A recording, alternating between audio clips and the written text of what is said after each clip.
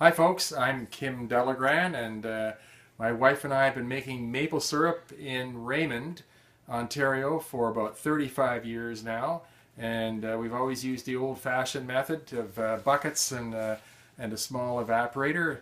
Now we've decided, this year anyway, we've decided to switch to a line in the bush, and there are a number of lines, and we've been persuaded that these new lines, it's a 3/16 line, they're apparently much easier to string up in the bush, and we don't need any fancy supports or wires or main line. This is the tube, the size that will be running throughout the bush, and they're also apparently very easy to clean now. With we use isopropanol alcohol to clean the lines, and so we said, oh, we're going to give it a try. And one of the other persuasions for switching to line and leaving our buckets behind is that we will could conceivably double our sap production, and that's because there is a vacuum forms. As long as we have a downhill slope in the bush on our line, the sap will form a siphon and a vacuum, and we will get more sap. So we started cutting our lines that connect to the line that will run through the bush, and these are called drop lines, and they're 36 inches.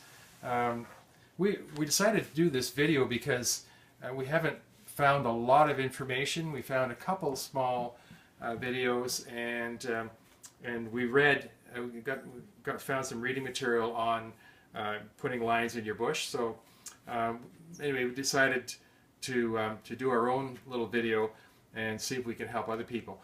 But anyway, so we're brand new. We're just starting out, and we're making lots of mistakes, I'm sure. But this is a 36-inch line. This is what they recommend, so this is the spile, which we've already fastened, and it bayonets into this plastic line. And what we've done is we put boiling water in thermoses, and it heats this line up so that it's much easier to put the spile, shove it in. I'm using gloves because it's much easier to grip the line and the spile and shove it in. It's a little bit of a struggle, but if this plastic is good and hot, it goes in fairly well. So now we're at the point where we're wanting to put the connector,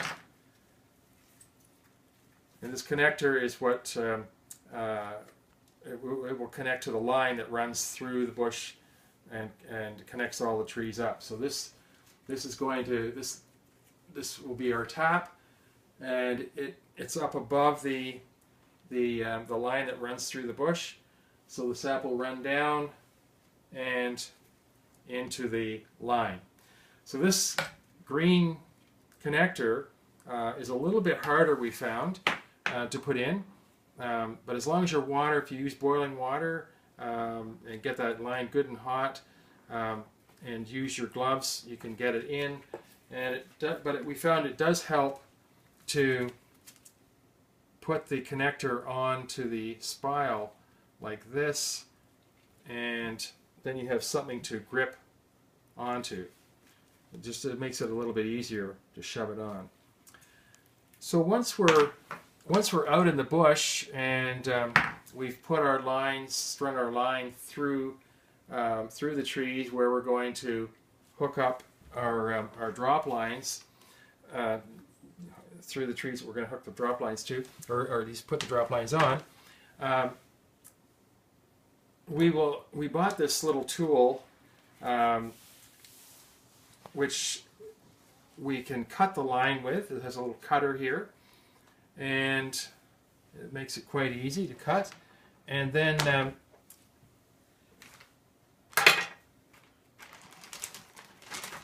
we put one of these connectors on, So we'll go through that. And what I found is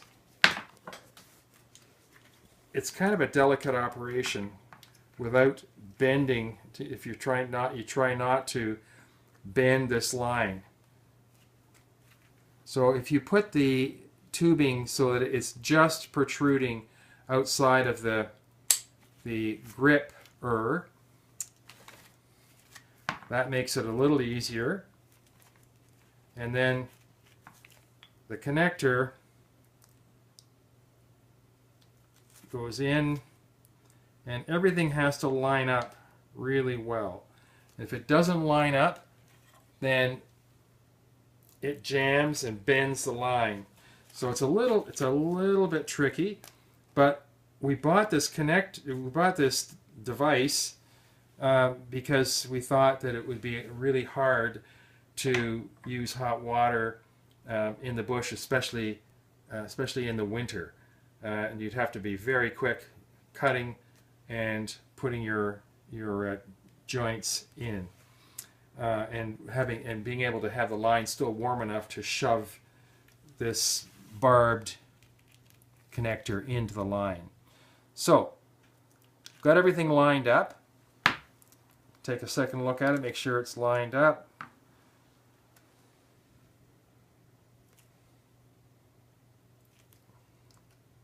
Okay, now I'm ready to push it in.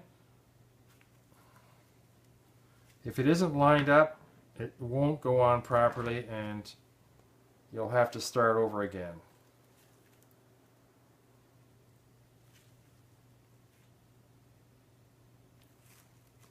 Okay, looks like it went on all right. Oh, it didn't go on quite straight, so I've got a kink in the line now, which I don't really like. So I'm going to cut that and start over again. Learning. Oh my gosh. Not as easy as it looks.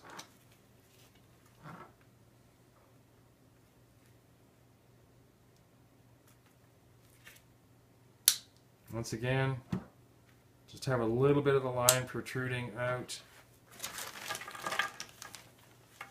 And that connector I will use again. I just have to cut the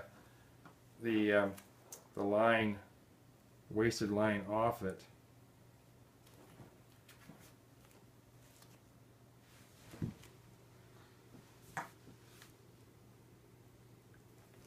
Looks like it's lined up.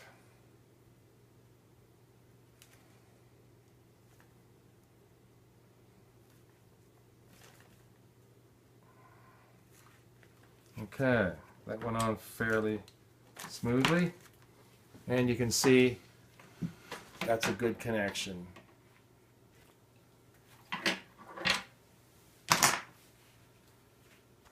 Okay, so the next time we'll talk to you, we'll be out in the bush and connecting up the lines that run from tree to tree.